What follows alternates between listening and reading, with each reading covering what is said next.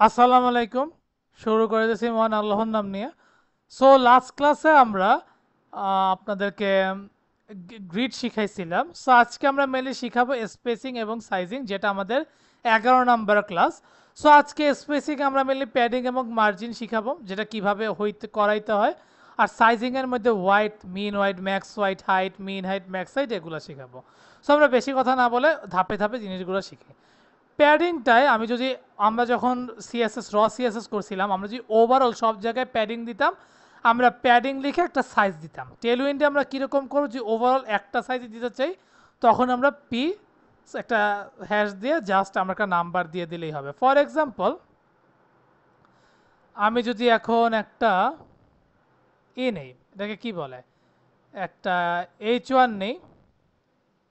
H1-এর মধ্যে সাপোজ বলে দিলাম যে class busy rate 500, text white, programming with Sikandar. এই যে এটা দিয়ে দিলাম। এখন যদি আমি যে ক্লিক করি, এরকম দেখাইতেছে। এখন প্যাডিংয়ের কাজকে আমি চাচ্ছি ওভারঅল দিকে যাতে প্যাডিং থাকে। সো আমি যদি P5 দিয়ে দিই, তাহলেও দেখতে কীরকম লাগবে। এই যে এইটা একটু টেক্সট সেন্টার করে দিলে ভালো, টেক্সট সেন্টার। এখন যদি প্যাডিং 5-এর পরিবর্তে 10 করে দিতাম, তাহলে কীরকম লাগতো। এই যে দেখেন, উপরেও যায় 10, নিচেও 10, বামেও 10, রাইটেও 10। সো এইভাবে আমরা চাইলে প্যাডিং নিতে পারি। এখন প্যাডিং অনেকভাবে নেওয়া যায়। এই যে যেমন এটা প্যাডিং টপও চাইলে আপনি নিতে পারবেন। কিভাবে নিতে পারবেন? প্যাডিং টপ আপনার সাপোজ নিতে মন চাইতেছে এরকম। যেমন এখানে প্যাডিং আমি 10 দিছি, আমি বললাম প্যাডিং টপ আমি দিতে চাচ্ছি 10, প্যাডিং বটম দিতে চাচ্ছি আমি, যেমন প্যাডিং বটমকে দিতে হয় পিবি দিতে চাচ্ছি 5, প্যাডিং লেফটকে বলা হয় পিএল দিতে চাচ্ছি 3, আর পিআর দিতে চাচ্ছি ফর এক্সাম্পল 20। এরকম আমি দিলাম, দেখেন তো কীরকম লাগতেছে। এই যে দেখেন, উপরে 10, এদিকে আপনার 20, নিচে 5, আর এখানে আপনার 3 দিছে। সো এইভাবে চাইলে আমরা প্যাডিংকে করতে পারি। চাইলে এখানে পিএক্স পি ওয়াই বরাবরও দিতে পারেন। পিএক্স মানে হচ্ছে আপনার উপর, মানে ডান এবং বাম, আর পি ওয়াই হচ্ছে টপ এবং বটম, এটাও চাইলে আপনি দিতে পারেন।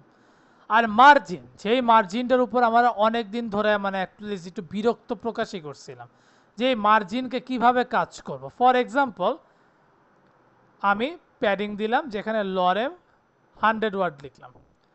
এখন দেখতে কিছুটা এরকম লাগতেছে, দেখতে খুবই বাজে লাগতেছে, এম আই রাইট? এখন আমি চাচ্ছি যে ওভারঅল সব দিকে যাতে একটু মার্জিন থাকে, কারণ মার্জিন ছাড়া তো আমার জমে না। সো মার্জিন আমি 8 দিলাম। এই যে মার্জিন 8 দেওয়ার পরে আমার উপরেও যেমন 8, বামেও 8, ডানেও 8, নিচেও 8। আমি চাইলে শুধুমাত্র বামেই 8 দিতে পারতাম। যেমন আমি শুধুমাত্র টপে চাচ্ছি, সাপোজ টপে 10, এমএলএ আমি চাচ্ছি 5, লেফটে 5, রাইটে 5, রাইটে 6 দিলাম, আর এমপি যেটা অ্যাকচুয়ালি মার্জিন বটম, এটা আমি চাচ্ছি 3। সো এই যে এরকম লাগতেছে, দেখতে এরকম লাগবে।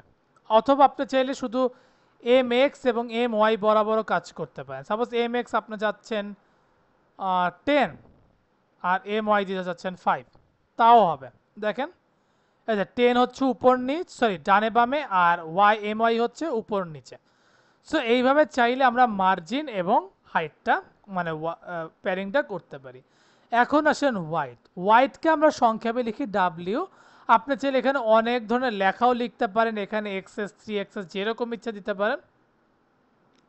ফর এক্সাম্পল 96 দিলে এরকম দেখাবে, 80 দিলে এরকম, এইভাবে চাইলে আপনি দিতে পারেন।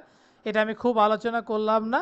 এখন আসেন মিন ওয়াইডটা মেলে আমরা রেসপন্সিভ আকারে যখন করব, আমি এতটুক জায়গার মধ্যে এই কাজটা করতে চাচ্ছি।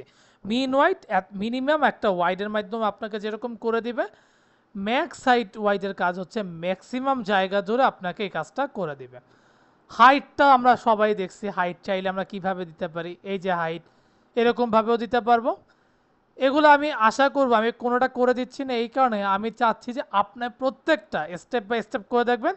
আর এখানে যখন ডট ডট দিছে, কেন ডট ডট দিছে বলেন তো? কারণ এখানে আমরা কালারিং করছি, এখন তো প্যাডিং মার্জিং আমরা শিখে গেছি, আমরা এ টু জেড এখন শিখে গেছি। এখন আপনারা প্রত্যেকটা নিজেরা স্টেপ বাই স্টেপ করে দেখবেন, এটাই আমার রিকোয়েস্ট। কারণ আমি কিন্তু ধরাই দিচ্ছি যে কীভাবে আমরা টেলউইন্ড সিএসএসে এগুলা করতে পারবো। সো বাকিটা আপনার হাতে।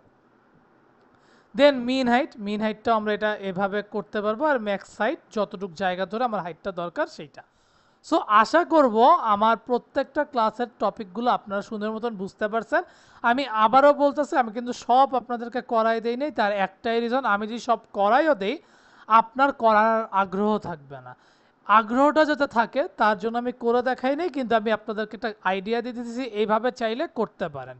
So best of luck, keep practicing, and যাওয়ার আগে একটাই কথা, keep faith on yourself and take a challenge. Thank you.